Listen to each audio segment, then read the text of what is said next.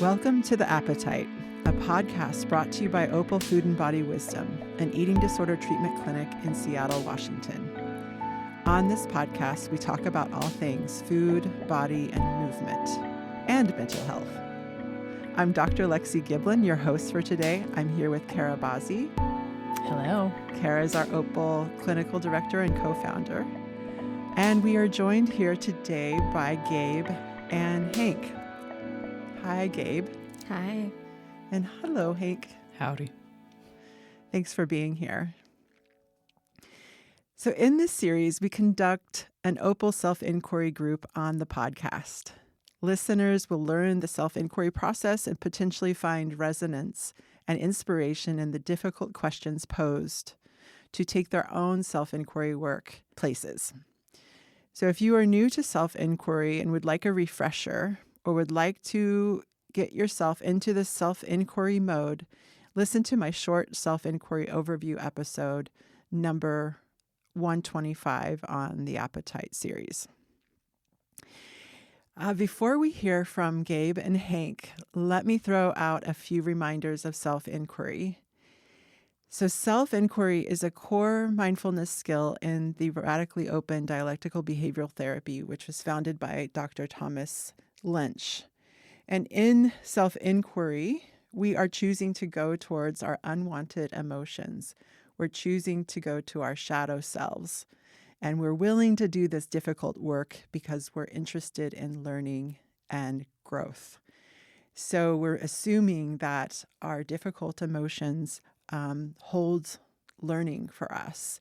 And if we slow down, notice them, get curious about them, we may find information that will help us create the life that we want to live. So you're assuming that you have blind spots in self-inquiry, right? You're assuming that you can't see it all and that we're in this process of growth and learning who we are, in this ever-evolving kind of process of learning who we are. So we're searching for the unexpected and looking out for old stories or patterns, as we've already learned what we can from old stories and patterns. So in self-inquiry, we're trying to see things anew. We're trying to come in with a beginner's mind and see if we could find a new way of experiencing ourselves that may help us get unstuck or see some learning that we wouldn't have otherwise. And remember that we're looking for good questions, not answers. So you'll later hear us asking Hank and Gabe questions, and they will listen to the questions without answering them.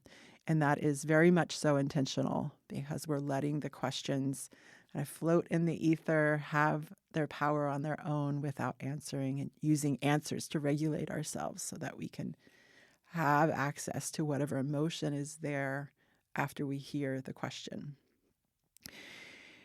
So good questions are questions that cause dysregulation or elicit discomfort, resistance, confusion, strong emotion, physical tension. And pulling from a poem by David White, he says, questions that can make or unmake a life, questions that have patiently waited for you, questions that have no right to go away. So in self-inquiry, we're looking for those kinds of questions that can open ourselves to new ways of seeing. And in just a few minutes, Hank and Gabe are going to do a self-inquiry process on their own in their journal, and they're going to move themselves through 3 steps. The first step is to identify a specific time when you experienced an unwanted emotion. Take yourself back into what it felt like. Remember, this is an emotionally led experience, not a cognitively led one.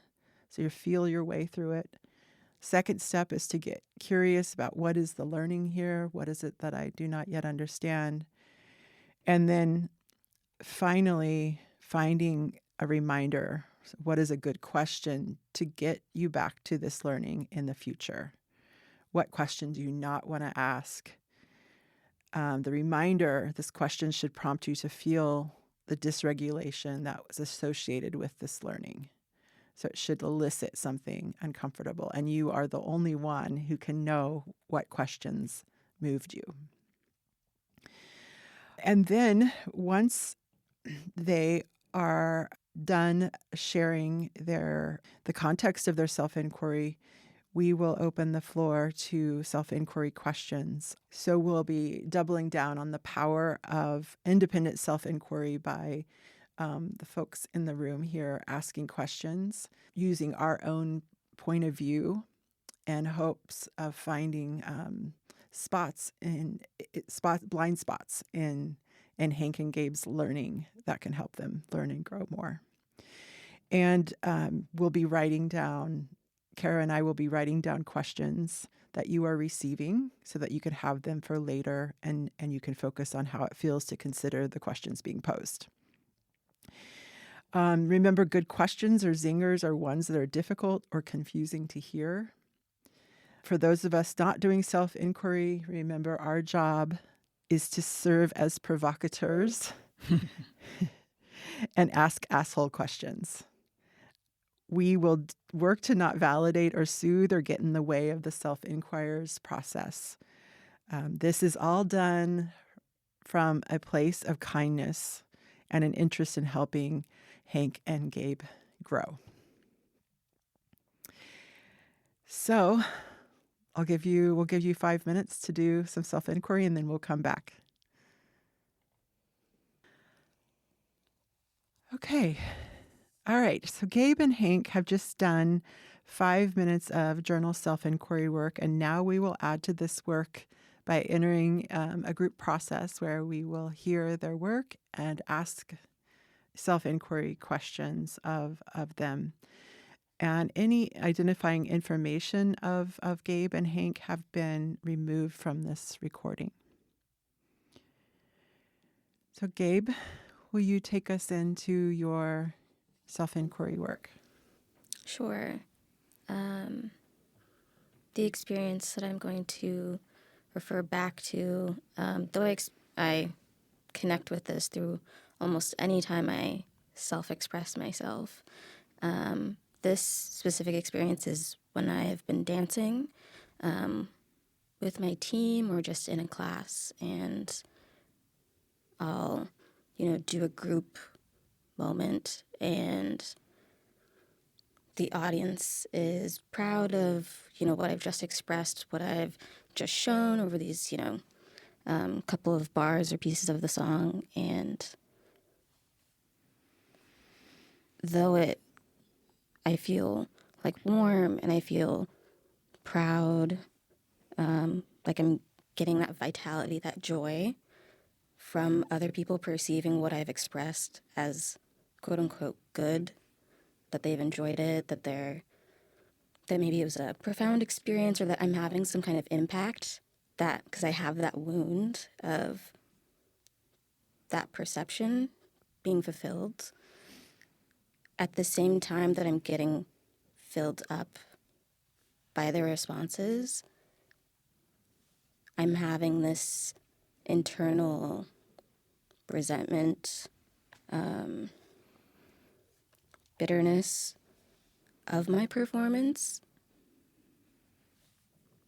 that I've challenged over the last couple of years, that I know that it's there. I try to put myself out there more because of it, to kind of expose myself to those feelings.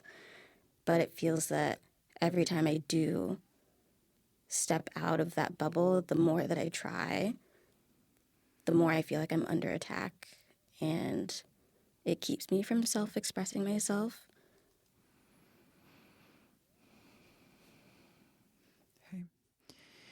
And let's open the floor to some clarifying questions if we have them. Is that okay? And then we'll move to self-inquiry questions.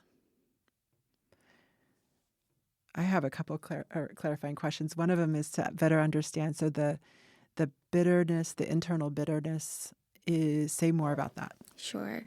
It sounds like, okay, they love it. They love what you've done. They want more of what you're celebrating or like what you have created is worth seeing to these people. But it wasn't worth it to me. That it feels like I could have always done more. I could have always done better. It feels like this almost over the shoulder, like looking for someone else's validation relationship with myself. So even though I am getting that like heart-filling moment with a bit of that wound, it's also still almost an opportunity to still kind of kick myself. And in describing that, and this is another clarifying question, what's the unwanted emotion, or what's the emotion that holds the most dysregulation for you as you go back into those moments? What one has the most grip or just, yeah. I think it's the validation. I'm working on building or trying to prove if internal validation will feel more profound than the external validation, like if it can be as fulfilling. And the emotion that comes up with that, like tension, I'd say there's anger, there's fear, unworthiness. Okay, any other clarifying questions? All right, so open to self-inquiry. Questions?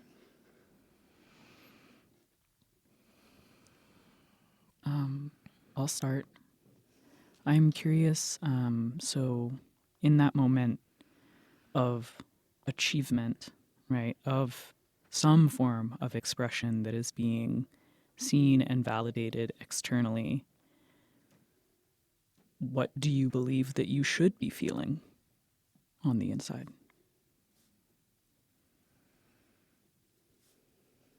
Like, are there emotions that are either opposites or just other, or like, do you believe what you're feeling in that moment should be otherwise?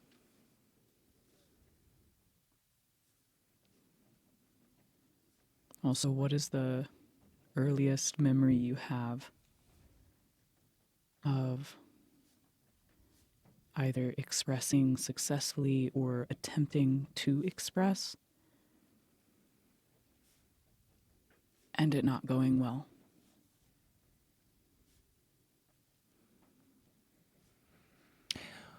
What is the threat to you of having the disconnect between what others are seeing in you and what you see in yourself? Do you believe that having sufficient internal validation will keep you safe from being hurt or disappointed by others? Who are you performing for? That one seemed to hit. Did that one hit more? This is something that I've been, talking with people about, talking with myself over, and I think there is someone that I'm performing for. So I instantly knew. Okay. So there was kind of more of an answer to that one. Yeah.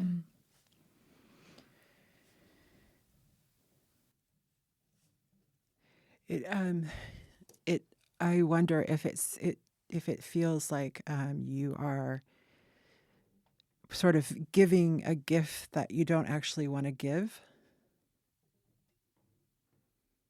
Like the performance is a gift and the applause doesn't hit because it's not actually how you want to show up.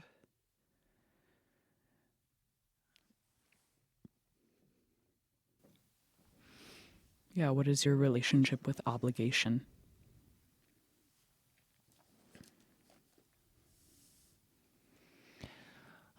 There's something I'm struggling with how to form the question, but something around giving the power to others' perceptions versus self-perception. So if anyone can frame that in a self-inquiry question, but...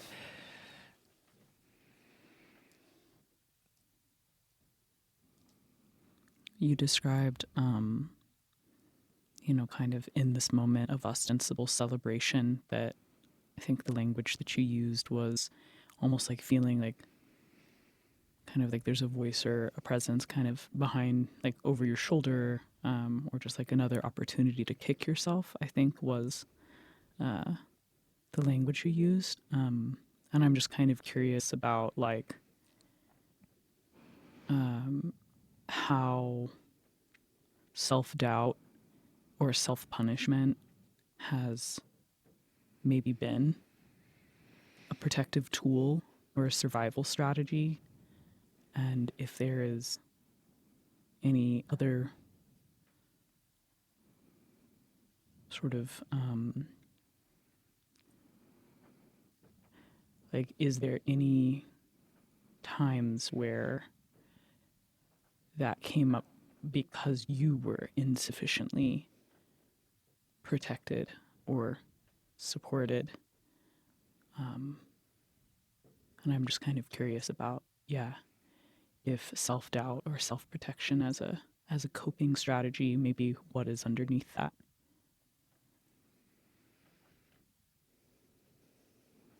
Maybe related.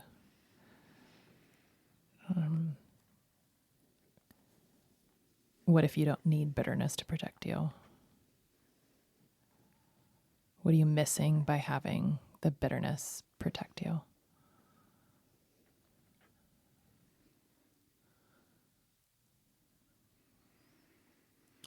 What anger are you not expressing? Gabe, are we hitting on anything for you? Yes, it's interesting because I felt that I didn't express my experience the way that I wanted, but your responses are so attuned to something I didn't realize was there. Mm.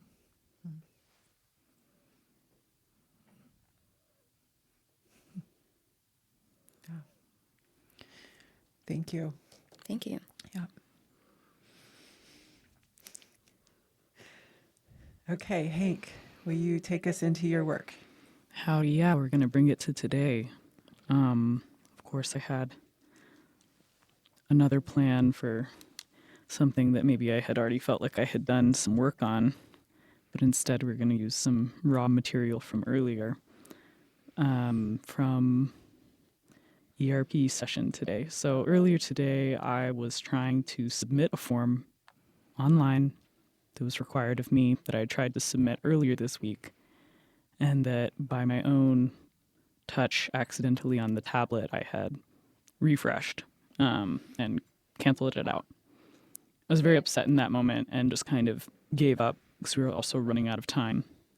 Today, I got even further on that form, and then by no touch of mine, the web page refreshed, and I lost all of the even further work that I had done to complete this task that I've been thinking about and sort of avoiding doing in other opportunities this week. And so what came up was a surge of just upset, anger, oh my God, just like a huge surge of frustration. And yeah, the sensation of really having like wasted my time multiple times, and then all of the time spent thinking about it, and then like thinking that I would finally get to achieve this thing and relieve myself of kind of the just the back of brain sensation. And what ended up happening was I felt this really, really familiar clamping down occur around that anger that was coming up, around that embarrassment, around that, like, I didn't even do anything this time, like kind of this incredulousness and what I read to be as like a moment of really like shocked helplessness. Like despite my best efforts, something happened that was unexpected. I couldn't prevent it. And now I'm impacted. And I went towards self-suppression. I went towards masking. I went towards shutting that down. trying to rationalize it away. And then I kind of saw this opportunity to be like, well, I'd made an agreement with my therapist before coming into treatment where I was going to try my best to be less agreeable in my own healing process. And so I kind of, vocalized some curse words and frustrations, like kind of into the space, and just kind of got up and pseudo stormed out. And I'll note that I wanted to slam the door, but I didn't. And so maybe working on that a little bit. And then ended up seeking a milieu staff and finding a private room where I had basically asked them, got anything I can punch? And had this experience of privately, without witness, punching a bunch of pillows, beating the couch, I even kicked over a stool. And I felt so stupid the whole time while I was doing it. But I was also trying in some ways to get out of both the freeze and flight response, the shutdown and the rationalize away. And so, yeah, I guess the unwanted emotion, it's twofold. It was the experience of helplessness in the moment, but I think maybe even more potently, the sense of stupidity in finally expressing like my upset and how I was feeling in this way that I thought would look bad or scary or was in some way volatile and risky. And so I think I'll leave it there. So to clarify, the part that causes the most dysregulation that you would want more inquiry around is the part in the room. I actually think that it is my expression of the anger and how I felt that was stupid and pointless and potentially dangerous. Okay. Questions from us. Clarifying or self-inquiry.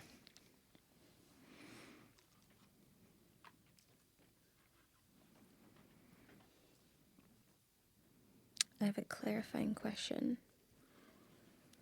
I know you spoke on this journey of becoming less agreeable. Would you previously have not had this external expression by something that was upsetting? Yeah, I may have used my words or I may have gotten teary, but I would not have gotten up, nor would I have in some ways escalated the emotion into physical action like I did. Who are you protecting from your anger?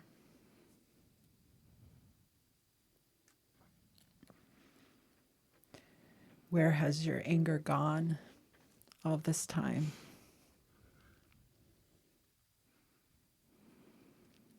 What is the correct way to express anger?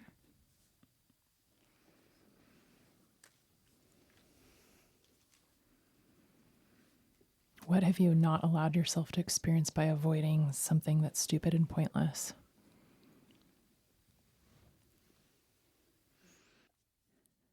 How is your eating disorder an expression of unexpressed anger?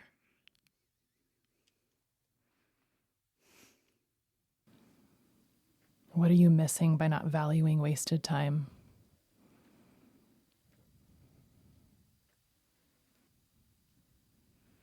How does it feel to witness other people having activated emotions and anger?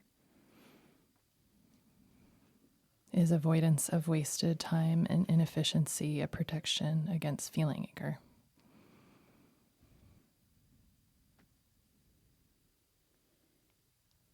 Is there anyone specific in the audience when you're performing these expressions of anger?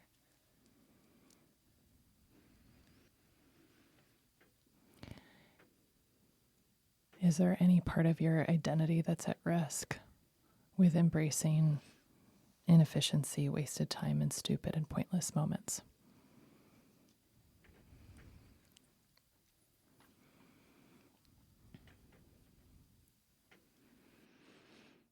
And then in follow to that, is there any aspect of your identity that's at risk if you were to express anger?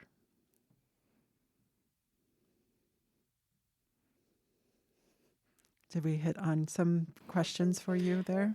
Definitely. Yeah, I'm always so struck by how much wants to come up and out to kind of cope in those moments of the questions that land the most. Yeah, no, super useful. Thank you. Yeah, for those of you not in the room with us, Hank was having lots of nonverbal expressions Yeah. after questions. Yeah. So, okay. Thank you, Hank and Gabe, for taking us into your self-inquiry work. It means a lot to us and means a lot to our listeners as well. If you are interested in doing self-inquiry on air with us, submit an application by clicking on the link in the episode description. If you want to learn more about self-inquiry, go to our self-inquiry overview episode number 125. Thank you to Jack Straw Cultural Center for sound engineering. Thanks to Aaron Davidson for the Appetites original music, and to David Bazzi for editing.